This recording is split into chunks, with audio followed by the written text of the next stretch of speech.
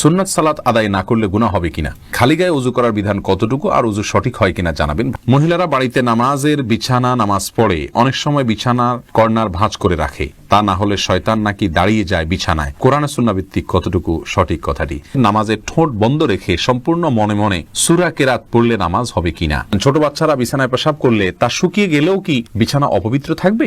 T shirt পরে কি নামাজ পড়া যাবে? মাসনুন দোয়া, আয়াতুল কুরসি, তিনকুল ইত্যাদি পাঠ করলে আউযুবিল্লাহ বিসমিল্লাহ না পড়লে গুনাহ হবে কিনা? স্ত্রী জাহান্নামে গেলে স্বামীও কি জাহান্নামে যাবেন? ছেলেরা যদি জামাতে ফরজ নামাজ আদায় না করে তাহলে নামাজ হবে কি? কোরআন শরীফ তেলাওয়াত করার সময় দুই পা গুটিয়ে বসে তেলাওয়াত করতে পারবো কিনা? বাড়িতে ফরজ নামাজ পড়লে একামত দিতে হবে কি? জান্নাত জাহান আপনি প্রশ্ন করেছেন, কোরআন শরীফ তেলাওয়াত করার সময় দুই পা গুটিয়ে বসে তেলাওয়াত করতে পারবো কিনা? পারবেন, কোনো অসুবিধা নেই। কোরআন শরীফ তেলাওয়াত করার সময় আপনাকে দোজানো হয়ে মাটি সালাতের সময় যেভাবে বসেন সেভাবে বসতে হবে এমন কোনো শর্ত নাই। আপনি ইচ্ছা করলে আসন দিয়ে বসতে পারেন বা অন্য কোনো ভাবেও বসতে পারেন, অসুবিধা নাই। কোরআনের প্রতি অসম্মান প্রদর্শন না হয় এরকম কিছু হলেই চলবে ইচ্ছাকৃতভাবে, কিন্তু আপনি আরাম করে বসাতে কোনো সমস্যা নাই, কোরআন হাদিসে কোথাও নিষেধ করা হয়নি। এরপরের প্রশ্নে চলে যাচ্ছে। মোহাম্মদ ওমর ফারুক প্রশ্ন করেছেন, ছেলেরা যদি জামাতে ফরজ নামাজ আদায় না করে তাহলে নামাজ হবে কি? নামাজ হয়ে যাবে। একটা হাদিস এক্ষেত্রে আসলে আসসালাতা লিজারিল মসজিদে ইল্লা ফিল মসজিদে, যে ব্যক্তি মসজিদের প্রতিবেশী তার সালাত মসজিদে ছাড়া হবে না। এই হাদিসটির সনদ বিশুদ্ধভাবে প্রমাণিত নয়, হাদিসের সনদের ভিতরে দুর্বলতা রয়েছে, আর সেই কারণে এই হাদিসের সনদের দিকে তাকায় আমরা তার সালাত হবে না সেটা বলবো না। তবে মুসলিমের অবশ্যই জামাতের সাথে সালাত আদায় করা উচিত। নবী সাল্লাল্লাহু আলাইহি ওয়াসাল্লাম যারা বাসায় সালাত পড়ে বা মসজিদে জামাতে শামিল হয় না তাদের ঘর বাড়ি জ্বালিয়ে দিতে চেয়েছেন। এটা বোঝা যায় এখান থেকে যে জামাতে সালাত আদায় করা ওয়াজিব, বিনা উজরে এটা তরক করা হারাম এবং গুনাহের কাজ। বাড়িতে ফরজ নামাজ পড়লে একামত দিতে হবে কি? যদি আপনি একাকী ফরজ সালাত আদায় করেন, অন্য কেউ জামাতে শরীক হতে পারবে সে সম্ভাবনা থেকে আপনাকে জোরে জোরে একামত দিয়ে তারপরে সালাত আদায় করা উচিত। কোন একটি বর্ণনা দ্বারা বোঝা যায়, হাদিসে কুদসিতে আসছে, একজন ব্যক্তি কোনো এক জায়গায় রাখাল, তিনি একাকী দাঁড়িয়ে আজান দিচ্ছেন এবং একামত দিয়ে সালাত আদায় করছেন, তার আশা যদি কেউ শরীক হয় তার সাথে, যদিও কেউ সেখানে দেখছেন না আপাতত তাকে, তারপরও তিনি করেছেন, এ ব্যক্তির জন্য বিশেষ ফজিলতের কথা রয়েছে হাদিসে কুদসিতে। যার কারণে আমরা বলি বাসায়ও যদি আপনি একাকী সালাত আদায় করেন, কোনো কারণে জামাত চলে গেলে মসজিদে আপনি একামত দিয়ে নেবেন এবং এমনভাবে পড়বেন যাতে কেউ আপনার সাথে সম্ভব হলে সামিল হতে পারে। নাবিল শাহরিয়ার জানতে চেয়েছেন, স্ত্রী জাহান্নামে গেলে স্বামীও কি জাহান্নামে যাবে? না ভাই নাবিল, এটা কোনো জরুরি না যে স্ত্রী জাহান্নামে গেলে স্বামীও জাহান্নামে যাবে। লূত আলাইহিস সালাতু ওয়াস সালামের স্ত্রী জাহান্নামে যাবে, কিন্তু তাই বলে লূত আসলাম তো জাহান্নামে যাবেন না। অতএব স্বামী স্ত্রী একে অন্যের জাহান্নামে যাওয়ার উপরে অন্য জাহান্নাম নির্ভর নয়, বরং প্রত্যেকের আমল নির্ভর করবে, আমলের উপর নির্ভর করবে তার জান্নাত জাহান্নাম। আল্লাহ সুবহানাহু ওয়া তাআলা বলেছেন, লাইসা লিল ইনসানি ইল্লা মা সাআ, মানুষ নিজে যা করে সেটাই সে পাবে, অন্য কি করলো না করলো তাতে তার কিছু আসবেও না যাবেও না। আল্লাহ অন্য আয়াতে বলেছেন, লা তাজিরু ওয়াজরাতুন ভিজরা উখরা, একজনের বোঝা, পাপের বোঝা অন্যজন বহন করবেন। অর্থাৎ স্ত্রী অন্যায় করলে তিনি জাহান্নামে যাবেন, স্বামী জাহান্নামে যাবেন না। বিষয়টি এরকম না, যার যারটা আমলের কারণে তিনি পুরস্কার বা তিরস্কারের উপযুক্ত হবেন। টি শার্ট পরে কি নামাজ পড়া যাবে? ভাই শাহিন, টি শার্ট পরে আপনি সালাত আদায় করতে পারেন, তো মনে রাখবেন সালাত আদায়ের ক্ষেত্রে মৌলিক নির্দেশনা আল্লাহ সুবহানাহু ওয়া তাআলা বলেছেন, ইয়া আইয়ুহাল্লাযীনা আমানু খুযু যিনাতাকুম ইনদা কুল্লি মাসজিদ, হে ঈমানদারেরা প্রত্যেক সালাতের সময় তোমরা সুন্দর ভাবে সালাত আদায় করবে, সুন্দর পোশাক পরবে বা সুন্দর পোশাক পরবে। তো এই জন্য এমন কোনো পোশাক পরা উচিত নয় সালাতের সময় যে পোশাক পরে আপনি সম্ভ্রান্ত কোনো জায়গায় যাবেন না, মান্যগণ্য কোনো ব্যক্তির কাছে যাবেন না, সেরকম কোনো পোশাক পরা উচিত নয়।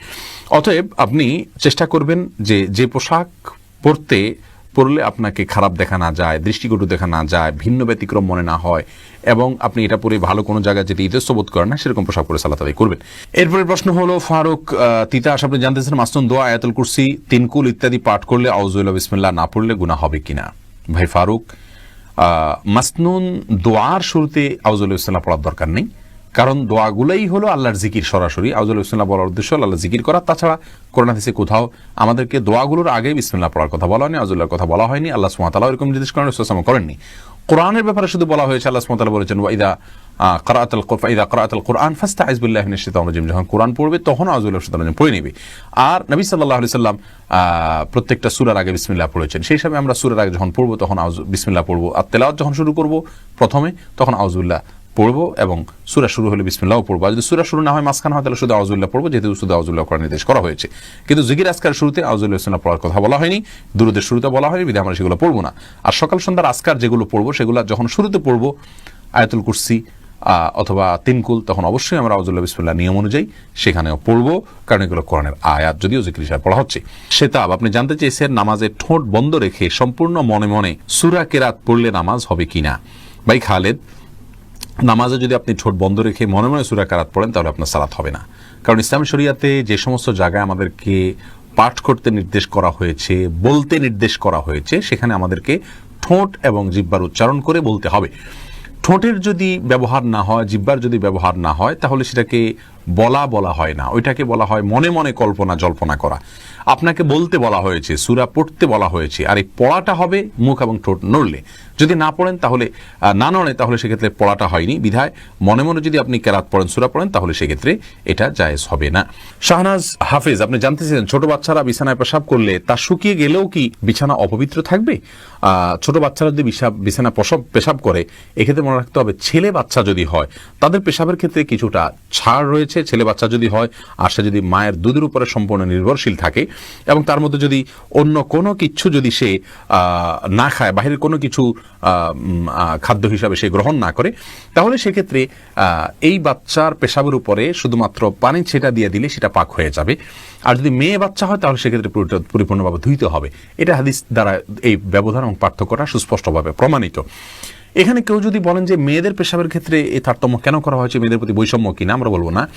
মেয়েদের পেশাব হয়তো তার ভেতরে কোনো এমন কোনো দিক রয়েছে পেশাবের যেটা হয়তো আমরা এখনো জানি না, অথবা বিজ্ঞানী হয়তো জানতে পারেন, যার কারণে এটা ধোয়াটা জরুরি করা হয়েছে। সেটাতে দুর্গন্ধের বিষয় থাকুক অথবা অন্য কোনো ক্ষতিকর কোনো কিছু থাকুক যেটা আমাদের কাছে অজানা, কিন্তু ইসলামী শরিয়াত নির্দেশ করেছে, নিশ্চয়ই এর ভিতরে কোনো না কোনো কল্যাণ আছে। আমরা দেখি ইসলামী শরিয়ার নির্দেশকে পালন এবং মান্য করার ভেতরেই কল্যাণ নিহিত আছে।